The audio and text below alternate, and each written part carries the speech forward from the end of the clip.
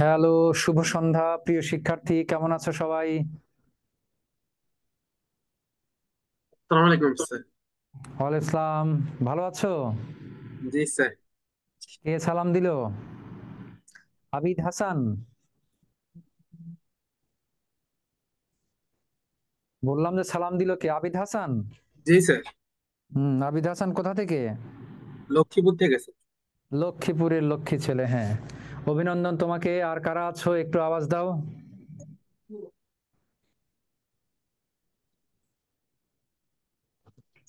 আসসালামু আলাইকুম স্যার। ওয়ালাইকুম আসসালাম। কি নাম তোমার? স্যার মাহমুদ আমি। কেমন মাহমুদ। আছেন স্যার? হ্যাঁ, আছি। তুমি ভালো আছো? জি স্যার, আলহামদুলিল্লাহ ভালো আছি। হ্যাঁ, আর কে আছে?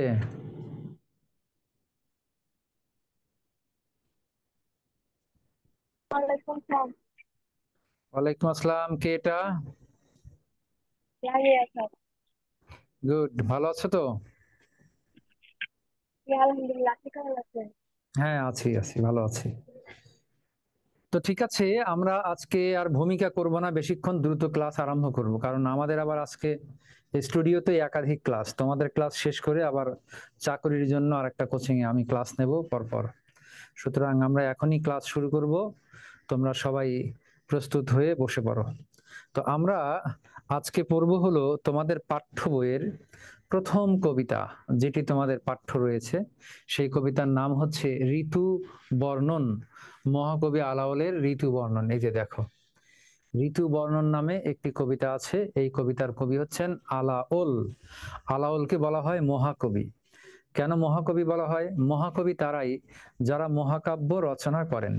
তাহলে আলাওল কোন মহাকাব্য রচনা করলেন? আলাওল পদ্মাবতী নামে একটি মহাকাব্য রচনা করেছিলেন। খুবই বিখ্যাত মহাকাব্য এটি। এই যে পদ্মাবতী মহাকাব্য তিনি রচনা করলেন, এই পদ্মাবতী মহাকাব্যের কাহিনীটি তিনি নিয়েছিলেন মালিক মোহাম্মদ জায়সী নামে একজন কবি ছিল। সেই মালিক মোহাম্মদ জায়সীর পদুমাবত নামে একটি কাব্য ছিল। সেই পদুমাবত কাব্য থেকে তিনি কাহিনী নিয়ে বাংলাতে পদ্মাবতী রচনা করেন। তোমরা আবার ভেবো না যে তিনি অন্যের কাব্য থেকে কাহিনী নিলেন, তাহলে কি এটা নকল হয়ে গেল? না, এই কাহিনীটি আসলে লোককাহিনী। এই পদ্মাবতীর যে প্রেম কাহিনী, এটি হাজার বছর ধরে আমাদের জনগোষ্ঠীর মাঝে প্রচলিত। সেই প্রচলিত কাহিনীকে তিনি কাব্যে রূপান্তর করলেন। একটি প্রচলিত কাহিনী বা লোককাহিনী, সেটি নিয়ে যে কেউ লিখতে পারে, কারণ এই ঘটনা আসলে কেউ তৈরি করেনি, এটা দীর্ঘকাল থেকে জনসমাজে বা লোকসমাজে প্রচলিত থাকে। আলাওলের জীবনী বড় মর্মান্তিক। তোমরা একটু পড়ে নেবে যে ছোটবেলায় তিনি বাবার সঙ্গে ব্যবসার কাজে যাচ্ছিলেন। যাওয়ার পথে দস্যুদের দ্বারা তিনি আক্রান্ত হন এবং দস্যুদের হাতে তার বাবা নিহত হয় এবং তাকে দস্যুরা একটা জায়গায় ফেলে রেখে যায়। সেইখান থেকে তিনি আস্তে আস্তে বড় হন এবং আরাকান রাজ্যের তিনি সাধারণ সৈনিক হিসাবে নিজের কর্মজীবন আরম্ভ করেন। তো এইখান থেকেই মূলত তার ভাগ্যের পরিবর্তন ঘটে। তিনি সাহিত্যপ্রিয় ছিলেন এবং সাহিত্য রচনা করতেন, মেধাবী ছিলেন। তিনি তখন দ্রুত দৃষ্টি আকৃষ্ট করতে সক্ষম হন সেই আরাকান রাজার যিনি মন্ত্রী ছিলেন, তার নাম হলো কোরেশি মাগন ঠাকুর। কোরেশি মাগন ঠাকুর। এই কোরেশি মাগন ঠাকুর তিনি নিজেও একজন কবি ছিলেন। সেই জন্য আলাওলের কবি প্রতিভাকে তিনি যথেষ্ট মূল্যায়ন করেন। তারই পৃষ্ঠপোষকতায় আলাওল আস্তে আস্তে উন্নতি করেন। এক পর্যায়ে তিনি রাজকবিও হন। রাজকবি বলতে আগের যুগে রাজা বাদশাদের দরবারে বড় বড় কবিদেরকে রাখা হতো, তাদেরকে সম্মানী দেওয়া হতো। তারা রাজার আদেশে বিভিন্ন কাব্য রচনা করত। রাজার প্রশংসা বা রাজা কি কি ভালো কাজ করছেন, এই রাজ্যের কি কি ভালো, সেগুলো তারা লিখতো। এই জন্য রাজকবি নিয়োগ দেওয়া হতো। তা আলাওল সেই পর্যায়েও কিন্তু চলে গিয়েছিলেন।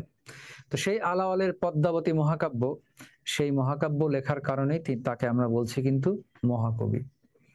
তো আলাওল পদ্মাবতীর সম্বন্ধে তোমাদের একটু বলি। পদ্মাবতী একজন নারীর নাম। তার একটি পাখি ছিল, সেই পাখির নাম ছিল সুখ পাখি। এই সুখ পাখি কথা বলতে পারতো, মানুষের ভাগ্য বলতে পারতো। এই সুখ পাখিকে রাজা হত্যা করার নির্দেশ দেন, কিন্তু জল্লাদেরা এই পাখিটাকে হত্যা না করে বিক্রি করে দেয়। এই পাখিটা হাত বদল হতে হতে রাজা রত্নসেন নামে একজন রাজা ছিলেন, সেই রাজার কাছ পর্যন্ত চলে যায়। সেই রাজার কাছে গিয়ে তখন পাখি পদ্মাবতীর রূপের সুন্দর বর্ণনা দিয়ে দেন।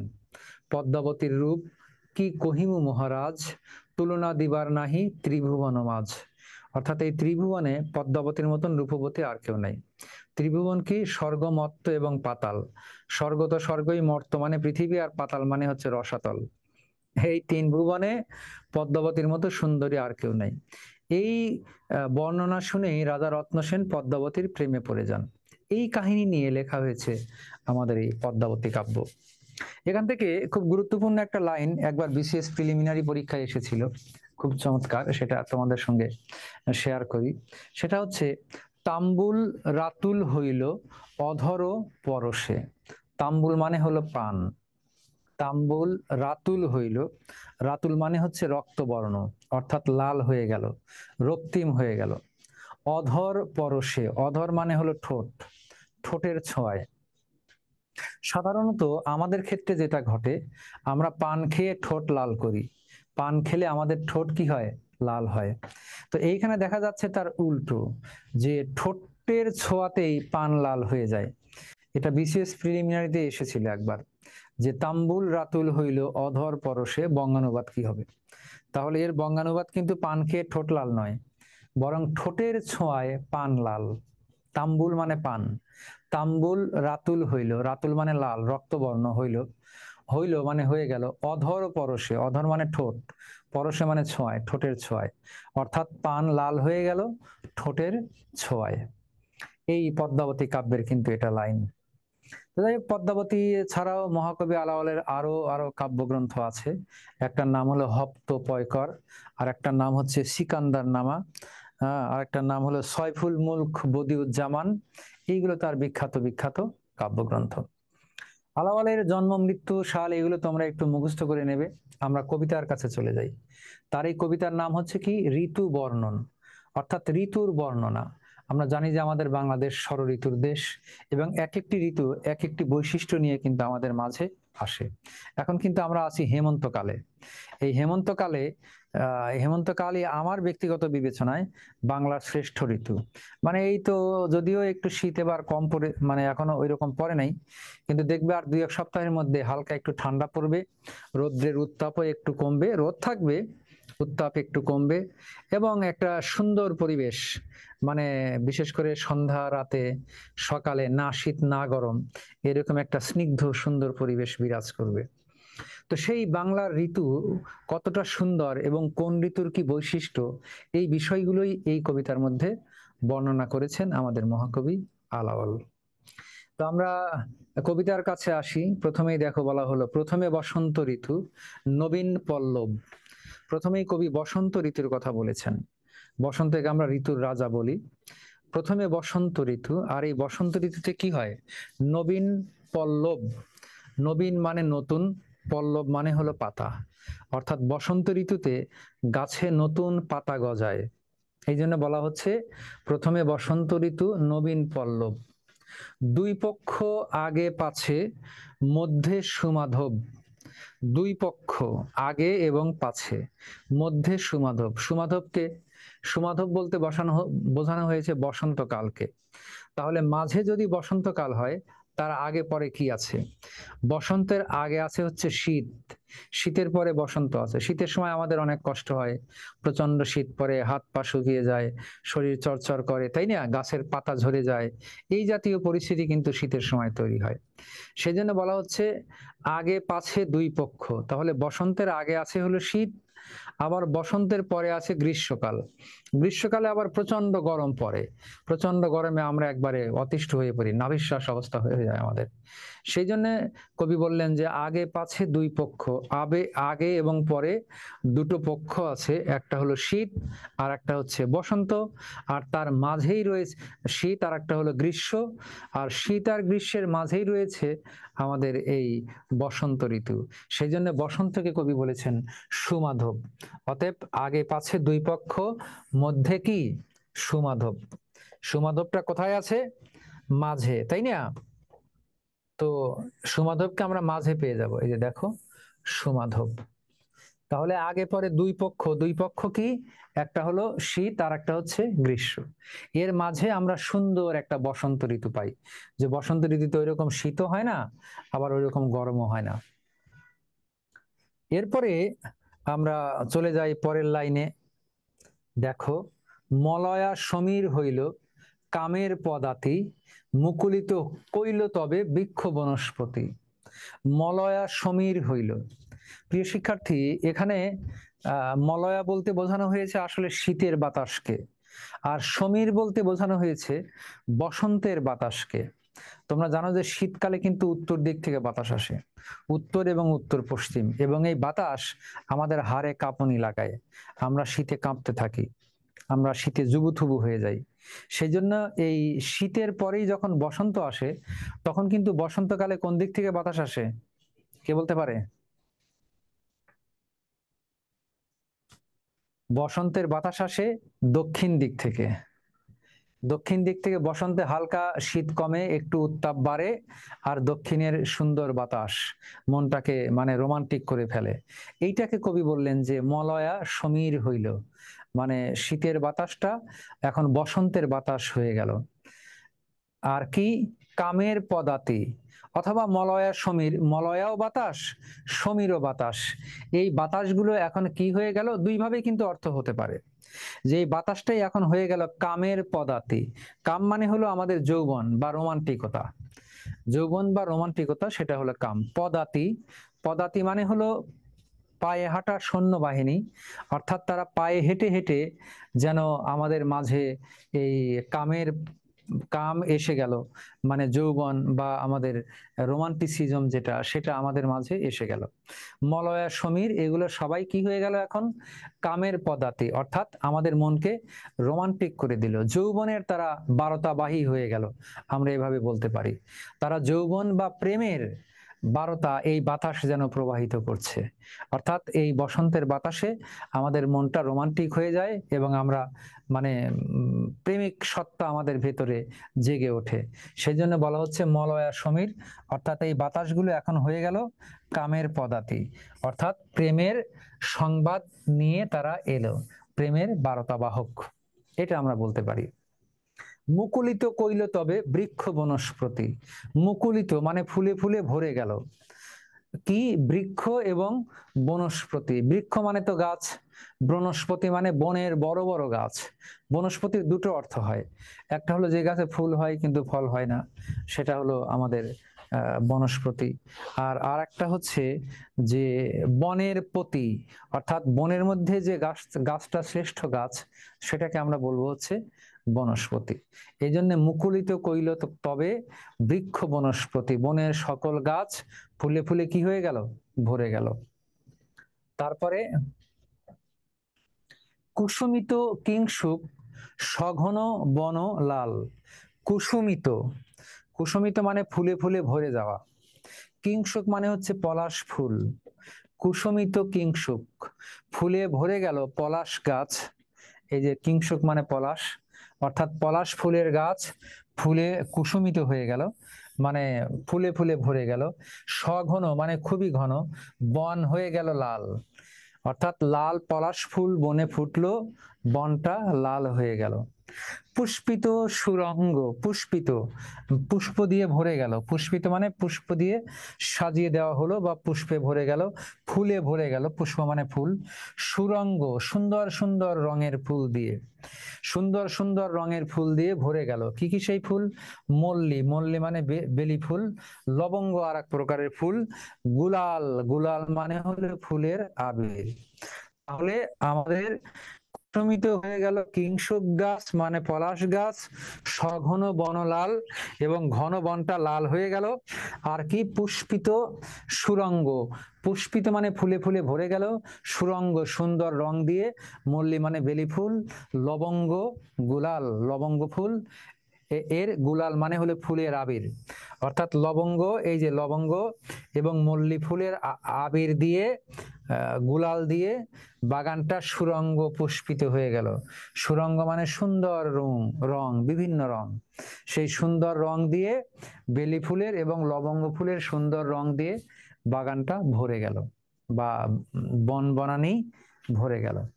সেই জন্য বলা হলো কুসুমিত কিংসুক। শব্দগুলো একটু কঠিন আছে, আমি বারবার বলছি এই জন্য। কুসুমিত, কুসুম যোগিত, কুসুম মানে ফুল, তাহলে কুসুমিত মানে হচ্ছে ফুলে ফুলে ভরে যাওয়া। কুসুমিত কিংসুক, কিংসুক মানে পলাশ, অর্থাৎ পলাশ ফুলের গাছ কুসুমিত হয়ে গেল মানে ফুলে ভরে গেল। আর কি সঘন মানে খুবই ঘন, বোঝা যাচ্ছে। বন লাল, বনটা লাল হয়ে গেল, পলাশ ফুল দেখতে লাল, অর্থাৎ পলাশ ফুলের গাছ ফুল দিয়ে ভরে গেল, বনটা যেন লাল হয়ে গেছে। পুষ্পিত সুরঙ্গ, সুন্দর রঙ্গ, রং সেটাই হচ্ছে সুরঙ্গ। পুষ্পিত মানে ফুলে ফুলে ভরা, পুষ্পযকিত, অর্থাৎ সুন্দর রঙের পুষ্প দিয়ে আমাদের বাগানটা বা বনবনানি ভরে গেছে। কি কি সেই ফুল? মল্লী মানে বেলি ফুল, লবঙ্গ লবঙ্গ ফুল, গুলাল মানে আবির। মল্লী, বেলি ফুল, লবঙ্গ লবঙ্গ ফুল, গুলাল মানে আবির, অর্থাৎ মল্লী, লবঙ্গ এই সমস্ত ফুলের গুলাল দিয়ে, আবির দিয়ে আমাদের বনবনানি ভরে গেল। স্টুডেন্ট বোঝা না গেলে জিজ্ঞেস করবে দয়া করে। তারপরে কি হলো?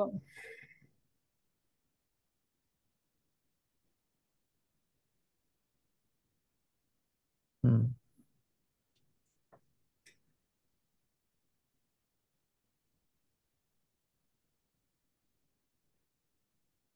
হ্যাঁ, ভ্রমরের ঝংকারে, ভ্রমরের ঝংকার কোকিল কলরব। ভ্রমর কিন্তু সেখানে ঝংকার তোলে, অর্থাৎ ভ্রমর যে গান গায় সেটাকেই কবি বলছেন ঝংকার, সুরের ঝংকার। কোকিল কলরব, কোকিলও কলরব করে। ভ্রমরের গানে ঝংকার ওঠে, কোকিল কলরব করে, শোনিত যুবক মনে জাগে অনুভব। যারা এই যুবক, ইয়াং বয়সী, তোমাদের মতো তরুণ তরুণী, তাদের মনের মধ্যে কি জাগে? জাগে অনুভব। তাদের মধ্যে, মনের মধ্যে তখন সেই রোমান্টিক একটা একটা অনুভব জাগে, আনন্দের একটা অনুভব জাগে। নানা পুষ্প মালা গলে বড় হরষিত। নানা পুষ্প, পুষ্প মানে ফুল, তাহলে নানা ফুলের, নানা পুষ্প মানে নানা ফুল, নানা ফুলের মালা গলে, মালা গলায় দিয়ে বড় হরষিত, বড় মানে অনেক বেশি, হরষিত মানে আনন্দিত।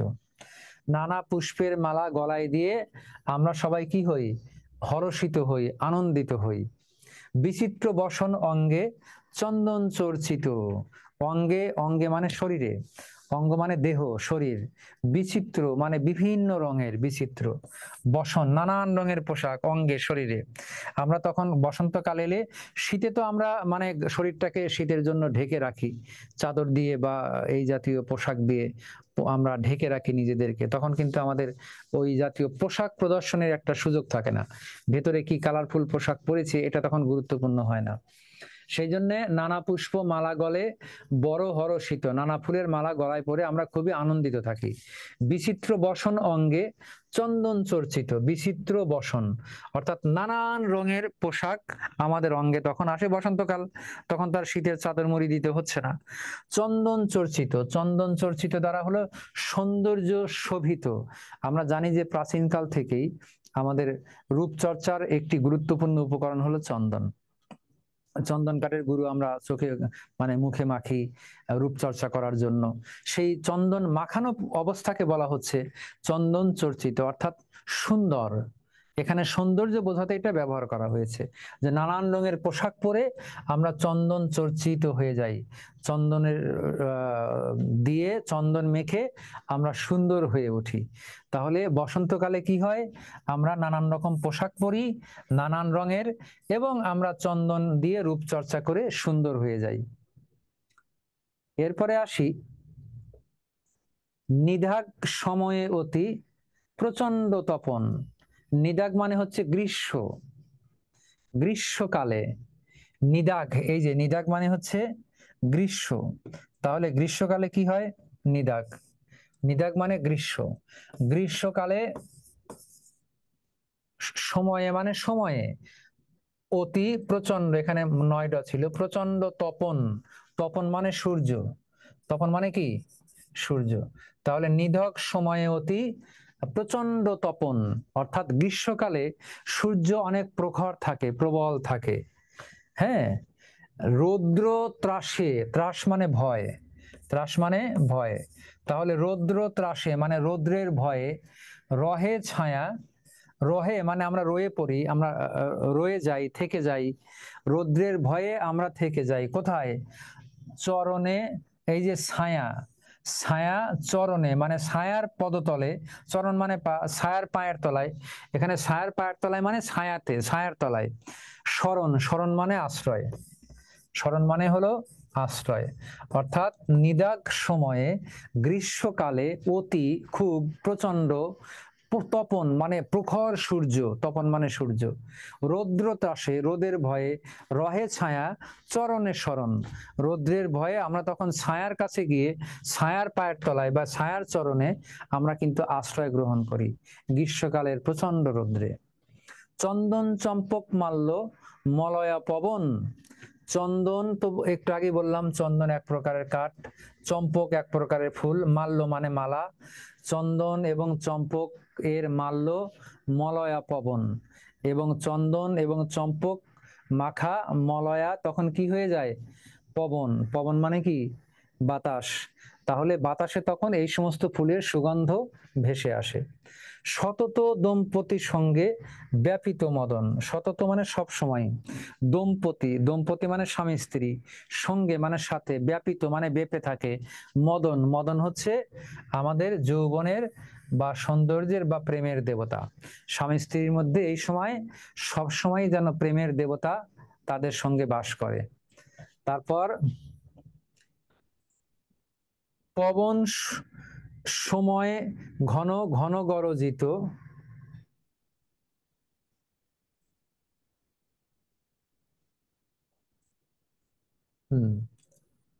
এই যে আমরা আসি, পবন সময়ে ঘন ঘন গরজিত, এখানে এটা হবে পাবক সময়ে, না পাবন সময়ে, কি আছে, ভুল শব্দ এসেছে, প্রিন্টিং মিস্টেক। সময়ে ঘন ঘন গরজিত অর্থাৎ প্রচন্ড মেঘে যখন এই বর্ষার জল বাষ্প হয়ে যায়, মানে পানি যখন বাষ্প হয়ে আকাশে ওড়ে মেঘ হয়ে যায়, তখনই কি হয়? মেঘের ঘন ঘন গর্জন হয়, ঘন ঘন গরজিত, মেঘ তখন ঘন ঘন ডাকতে থাকে। তারপরে কি হবে? নির্ভয়ে বরিশে জল চৌদিকে পূরিত।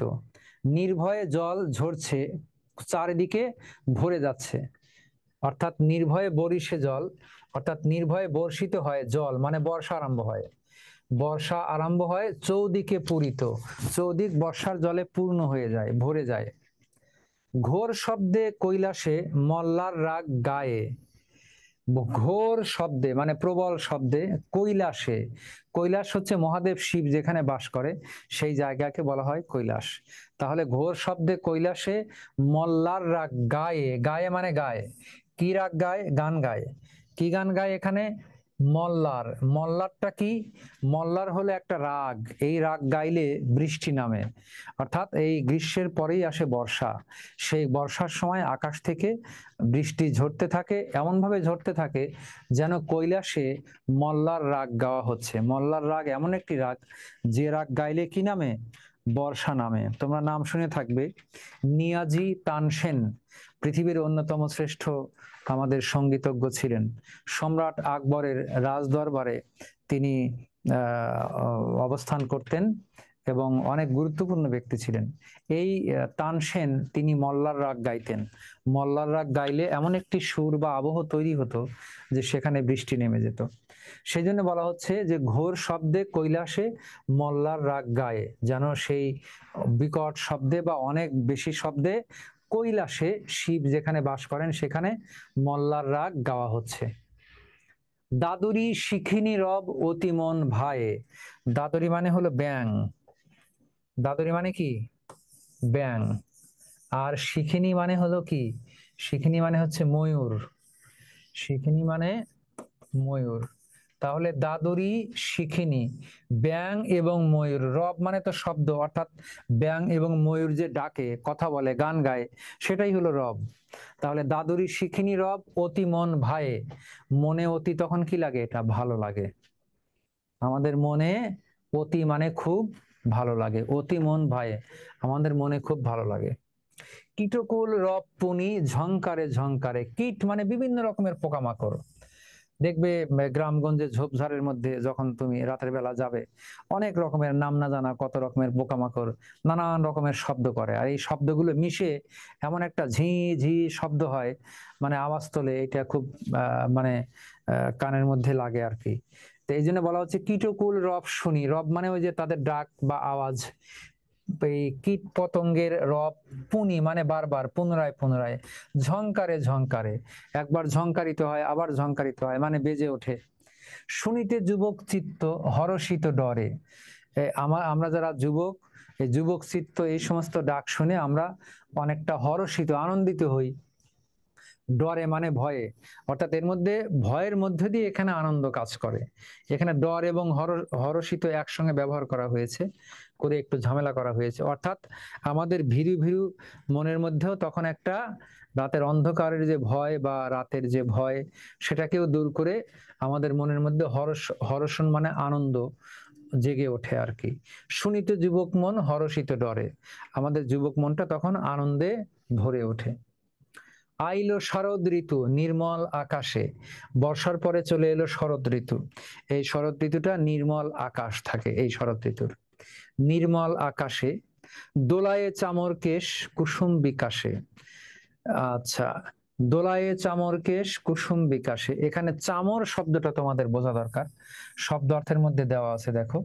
আগের যুগের রাজা বাদশারা তখন তো ফ্যান ছিল না, এসিও ছিল না, তখন এই যে বড় পাখা এরকম করে দোলানো হতো, এটাকে বলা হচ্ছে চামর।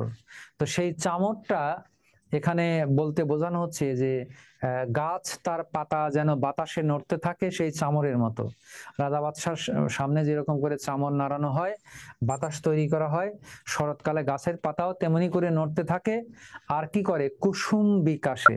কুসুম মানে ফুল, ফুল বিকাশে মানে ফুল ফোটে। এই বিকাশ আবার আজকের যুগে টাকার বিকাশ না, বিকাশ মানে বিকশিত হওয়া, মানে ফোটা।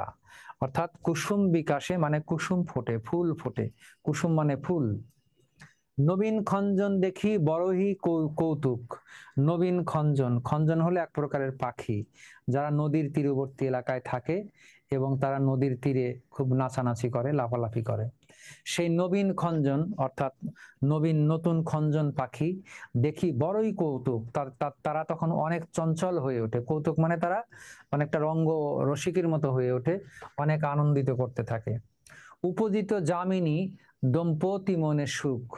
উপজিত মানে উপভোগ করা। এই যে এই শরতের ঋতুতে যে সুন্দর রাত, শীত কম গরম কম থাকে, নাতিশীতোষ্ণ একটা ওয়েদার থাকে, সেই উপজিত মানে উপভোগ্য, যামিনী মানে রাত, উপভোগ্য রাত, দম্পতি মানে স্বামী স্ত্রী মনে সুখ। গরমও নয় ঠান্ডাও নয়, তাহলে রাতটা সুন্দর না? এই সুন্দর রাতে স্বামী স্ত্রী এই সুন্দর রাতটাকে উপভোগ করার মতো রাত আর কি, উপভোগ করে তারা। প্রবেশে হেমন্ত ঋতু শীত অতি যায়। প্রবেশে হেমন্ত ঋতু, হেমন্ত ঋতু যখন আমরা পেয়ে যাই তখন কিন্তু খুব বেশি, এখানে বলা হচ্ছে অতি যায়। অতি যায় মানে আরেকটু বেশি এখানে শীত পড়ে। অতি যায় মানে এখানে প্রবল শীত বোঝানো হচ্ছে না, অর্থাৎ শরতের চাইতে আরেকটু শীত বেড়ে গেল, আরেকটু অতি হলো। হ্যাঁ, আরেকটু আরেকটু বাড়লো শীত। কেউ কিছু বলছো? What is this? পাউরুটি। আচ্ছা, তাহলে প্রবেশে হেমন্ত ঋতু, হেমন্ত ঋতুতে আমরা প্রবেশ করি, শীত অতি যায়, অতি বেশি শীত এখানে থাকে না, অল্প শীত থাকে। পুষ্পতুল্য তাম্বুল অধিক সুখ হয়। একটু আগে আমরা তাম্বুলের কথা বলেছি, তাম্বুল মানে হচ্ছে পান। তাহলে পুষ্পতুল্য তাম্বুল, পুষ্প মানে ফুল, পুষ্পতুল্য মানে ফুলের মতো, ফুলের মতো তাম্বুল মানে পান, অধিক সুখ হয়। এই পানটা খেতে তখন অনেক মজা লাগে। সবসময় কিন্তু পান খেতে মজা একটু কমই লাগে, তাই না? তো এই যখন হালকা একটু শীত পড়ে যায় সেই সময় পানটা শরৎ ঋতুতে খুব ভালো লাগে খেতে। শীতের তরাসে রবি তুরিতে লুকায়ে, অর্থাৎ শীতের তরাসে, তরাস মানে আসলে ভয়, রবি মানে সূর্য, তুরিতে লুকায়, তুরি মানে তালি, মানে আমরা বলি যে তুরি মেরে সব উড়িয়ে দেবো, এক তালি মেরে সব শেষ করে দেবো, এরকম ব্যাপার আর কি। অর্থাৎ শীতকালে দিনটা ছোট হয়ে যায়, রাত বড় হয়ে যায়। রবি মানে সূর্য, সূর্য দক্ষিণে হেলে যায় এবং আস্তে করে সূর্য খুব দ্রুত মানে বেলা চলে যায়, রাত হয়ে যায়। এই জন্য বলা হচ্ছে শীতের তরাসে রবি তরিতে লুকায়, অর্থাৎ শীতকালে সূর্য তাড়াতাড়ি অস্ত যায় এবং রাত নামে। অতি দীর্ঘ সুখ নিশি পলকে পোহায়।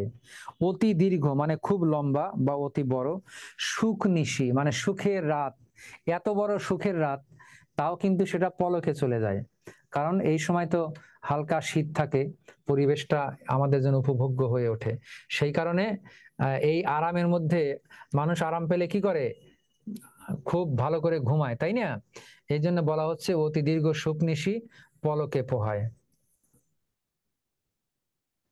আচ্ছা, তারপরে পুষ্পসজ্জা ভেদ ভুলি বিচিত্র বসন, এই লাইনগুলো আর নাই তোমাদের, ওই পর্যন্তই। এটা আগের, এইবার এই লাইনগুলো একটু স্ল্যাং ল্যাঙ্গুয়েজ আছে তো, সেই জন্য এই লাইনগুলো এবার সিলেবাস থেকে বাদ দেওয়া হয়েছে। তোমরা যারা নতুন বই কিনেছো এবছরের বইয়ে এই পর্যন্তই, এই লাইনগুলো এবার বাদ। এই লাইনগুলোর মধ্যে একটু অশ্লীল কথা আছে আর কি। স্টুডেন্ট বুঝতে পারছো?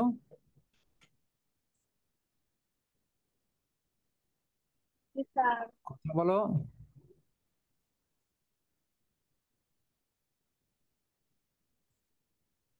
অতি দীর্ঘ সুখনিশি পলকে পোহায়, এই পর্যন্তই আমাদের সিলেবাস।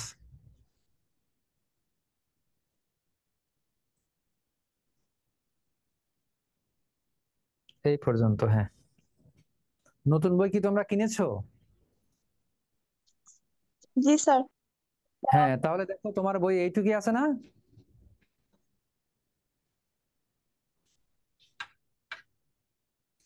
জি স্যার। হ্যাঁ, এইটুকুই থাকার কথা। আর গত বছরের বই আবার ওই 4 লাইন ছিল, ওটা আমরা কমপ্লেন করেছিলাম।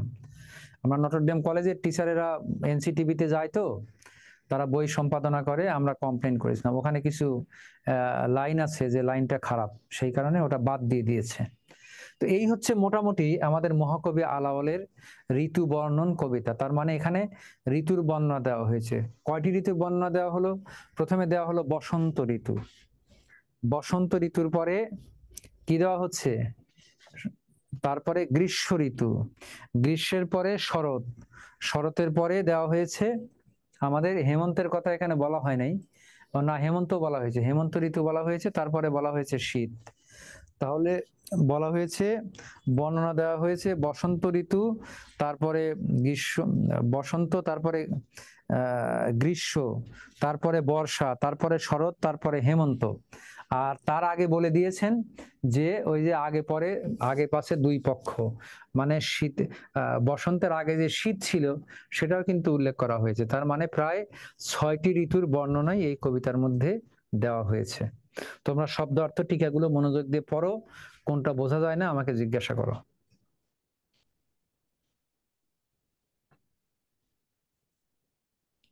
শব্দ অর্থ টিকাগুলো মনোযোগ দিয়ে পড়ো, যেটা বোঝা যায় না সেটা আমাকে জিজ্ঞাসা করো।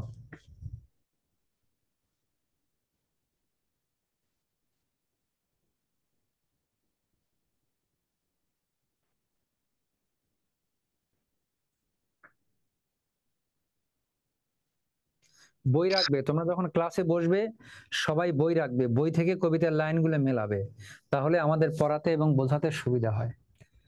দেখো কবিতার শব্দগুলো একটু অন্যরকম আছে, বুঝতে যদি কষ্ট হয় জিজ্ঞাসা করবে। প্রথমেই বলা হলো, প্রথমে বসন্ত ঋতু নবীন পল্লব। প্রথমেই বসন্ত ঋতুর কথা কবি বললেন, এবং সেই বসন্ত ঋতুতে কি হয়, শীতে গাছের পাতা ঝরে যায় আর বসন্তে নতুন পাতা গজায়, এই জন্য বলা হচ্ছে নবীন পল্লব। আগে দুই পক্ষ আগে পাছে মধ্যে সুমাধব, এর আগে পাছে দুই পক্ষ আছে। আমাদের এই বসন্তের আগে আছে হচ্ছে শীত, আর বসন্তের পরে আছে গ্রীষ্ম। এখন অতি শীত এবং গ্রীষ্মের অতি গরম, এই দুটোই কিন্তু আমরা কম পছন্দ করি। সেই জন্য বসন্ত ঋতুটা আমাদের কাছে অনেক বেশি সুন্দর হয়ে ওঠে। সেজন্য কবি বললেন যে আগে পাছে দুই পক্ষ, দুই পক্ষ আগে পাছে মধ্যে সুমাধব। সুমাধব মানে আমাদের, মাধব মানে আসলে বন্ধু, সুমাধব মানে ভালো বন্ধু। তাহলে এখানে আমাদের ভালো বন্ধু কে হচ্ছে? বসন্ত ঋতু। সেই জন্য সুমাধব বলতে বসন্তকে বোঝানো হচ্ছে। তার আগে ছিল হচ্ছে শীত, আর তারপরে আছে হচ্ছে গ্রীষ্মকাল। বুঝতে পারছো? মলয়া সমীর হইল কামের পদতি। এই যে মলয়া মানেও বাতাস, সমীর মানেও বাতাস। এই বাতাসগুলো এমন তখন দক্ষিণ দিক থেকে প্রবাহিত হয় বসন্তকালে। এই দক্ষিণা বাতাস আমাদের মনকে উদাস করে দেয়, রোমান্টিক করে দেয়, মানে আমাদের মনের মধ্যে একটা প্রেমের ভাব জাগায়, কামের ভাব জাগায়। কাম মানে যৌবন বা যৌনতা।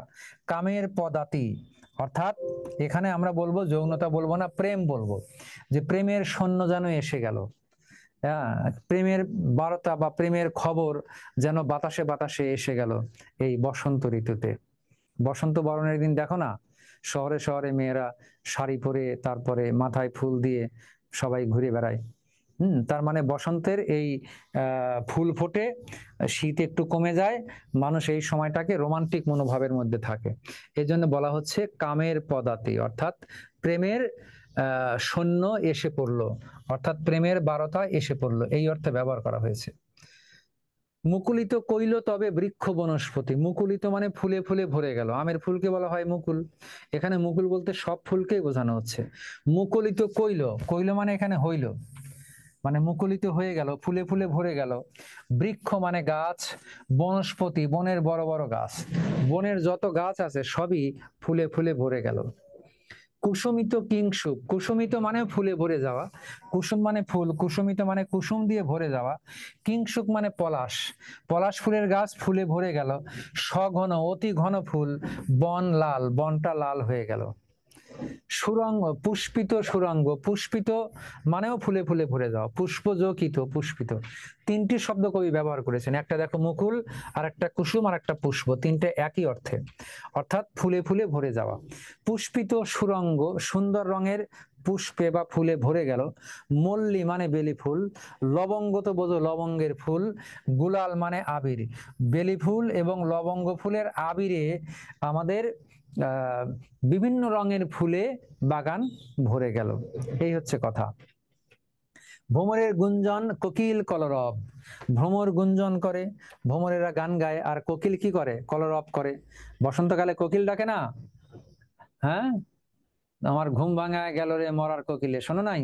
তাহলে বসন্তকালে কোকিল ডাকে, এই জন্য ভ্রমরের গুঞ্জন, ভ্রমর গুঞ্জন করে, কিন্তু কোকিলের কলরব, কোকিল ডাকে।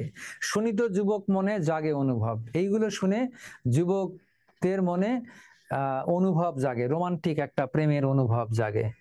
নানা পুষ্প মালা গলে বড় হরষিত, বিচিত্র বসন অঙ্গে চন্দন চর্চিত। শীতের সময় আমরা জুবুথুবু হয়ে লেপ কম্বল গায়ে দিয়ে থাকি, বসন্তকালে তো এগুলো ফেলে দিয়ে রঙিন পোশাক পরে কিন্তু আমরা চলতে পারি। এই জন্য বিচিত্র বসন, বিচিত্র বসন মানে পোশাক, অঙ্গে মানে শরীরে, চন্দন চর্চিত মানে চন্দন দিয়ে চর্চিত, অর্থাৎ সৌন্দর্যের প্রকাশ ঘটায় আর কি। নিদাগ সময়ে অতি প্রচন্ড তপন, আর গ্রীষ্মকালে, নিদাগ মানে গ্রীষ্ম, গ্রীষ্মকালে প্রচন্ড তপন মানে হলো সূর্য, সূর্য তখন প্রচন্ড রূপ ধারণ করে, অনেক বেশি প্রখর হয়ে যায়। রৌদ্র তাসে, রৌদ্রের তাসে মানে রোদের ভয়ে, রহে মানে রই আমরা কোথায়? ছায়ার চরণে শরণ, ছায়ার পায়ের তলায় আমরা শরণ নেই মানে আশ্রয় নেই, শরণ মানে আশ্রয়। তাহলে রৌদ্রের ভয়ে আমরা ছায়ার পায়ের কাছে আশ্রয় নেই, কখন? গ্রীষ্মকালে। চম্পক, চন্দন চম্পক মাল্য মলয়া পবন, চন্দন ফুলের, সেই চন্দনের যে সৌন্দর্য, চম্পক ফুলের সৌন্দর্য, এইগুলো দিয়ে তখন ভরে যায় কে? মলয়া মানে বাতাস, পবন মানেও বাতাস, মলয়া পবন। আচ্ছা, পবন বলতে আসলে দক্ষিণের পূবের বাতাসকে বোঝায়। যাই হোক, অর্থাৎ বাতাস তখন ফুলে সুবাসে সুবাসে ভরে যায়। সতত দম্পতির সঙ্গে ব্যাপিত মদন, আর এই সময় কি করে? দম্পতির সঙ্গে সবসময় মদন অবস্থান করে। ব্যাপিত মানে জুড়ে থাকে, অবস্থান করে। মদন হলো প্রেমের দেবতা, অর্থাৎ এই সময় স্বামী স্ত্রী বা দম্পতির মধ্যে প্রেমের কথা বা প্রেমের দেবতা সবসময় বিরাজ করে। নির্ভয়ে বরিশে জল চৌদিকে পূরিত। আচ্ছা, পাবন সময়ে ঘন ঘন গরজিত, এখানে পাবন হবে, পাবন মানে হলো আমাদের, যদিও পাবন মানে হলো ইয়ে কি বলে গ্রীষ্ম, কিন্তু গ্রীষ্মের পরেই আসে বর্ষা, এই গ্রীষ্মের পরেই মেঘ ঘন ঘন কি করে? গর্জন আরম্ভ করে। নির্ভয়ে বরিশে জল চৌদিকে পূরিত, আর নির্ভয়ে জল ঝরে পড়ে চারদিকে, তাই না? পূরিত। ঘোর শব্দে কৈলাসে মল্লার রাগ গায়ে, ঘোর শব্দে, কৈলাসে, অর্থাৎ অনেক শব্দে কৈলাসে, কৈলাস মানে শিবের এলাকা, মহাদেব শিব যেখানে বসবাস করে সেটাকে বলা হয় কৈলাস। সেই কৈলাসে মল্লার রাগ গাওয়া হয়। মল্লার রাগ মানে গানের একটা সুর, যে সুর গাইলে বৃষ্টি নামে। তারপরে দাদুরি শিখিনি রব অতি মন ভয়ে, দাদুরি মানে ব্যাং, শিখিনি মানে ময়ূর, ব্যাং এবং ময়ূরের ডাক তখন আমাদের মনে খুব ভালো লাগে। কীটকুল রূপ রব পুনি ঝংকারে ঝংকারে, কীটকুল মানে পোকামাকড়, তাদের রব মানে তাদের শব্দ ডাক পুনরায় পুনরায় ঝংকারে ঝংকারে বাজতে থাকে। শুনিতে যুবক চিত্ত হরষিত ডরে, শুনিতে আমাদের যুবক মন আনন্দে ভরে ওঠে। আইলো শারদ ঋতু নির্মল আকাশে, দোলায়ে চামর কেশ কুসুম বিকাশে। শরৎ ঋতু এসে গেল, চামর মানে পাখার মতো গাছের পাতা দুলতে লাগলো, কুসুম বিকশিত হয়ে গেল মানে ফুল ফুটলো। নবীন খঞ্জন দেখি বড়ই কৌতুক, নবীন খঞ্জনকে আমরা দেখতে পাই, সে বড়ই চঞ্চল হয়ে নদীর তীরে খেলা করছে। উপজিত যামিনী দম্পতি মনে সুখ, এই উপভোগ্য রাতে দম্পতির মনে অনেক কি থাকে, সুখ থাকে। প্রবেশে হেমন্ত ঋতু শীত অতি যায়, হেমন্ত ঋতুতে শীত আর একটু বেড়ে যায়। পুষ্পতুল্য তাম্বুল অধিক সুখ হয়, এই সময় পান, তাম্বুল মানে পান, পুষ্পতুল্য ফুলের মতো পান হয়ে যায়, মজা মানে সুন্দর হয়ে ওঠে।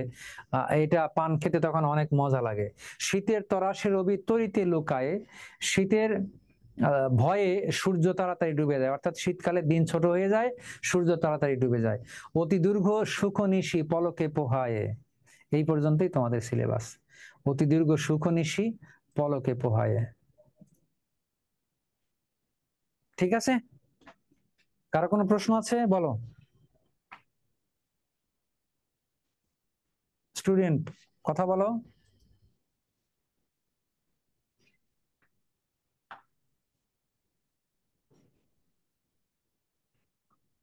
কারো কোনো কোশ্চেন আছে? স্যার গুলাল শব্দটা একটু বুঝান।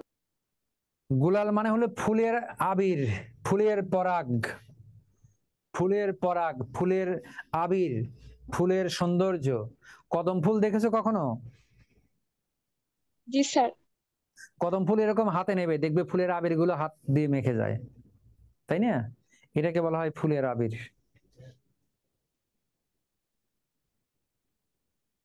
আর কোনো প্রশ্ন?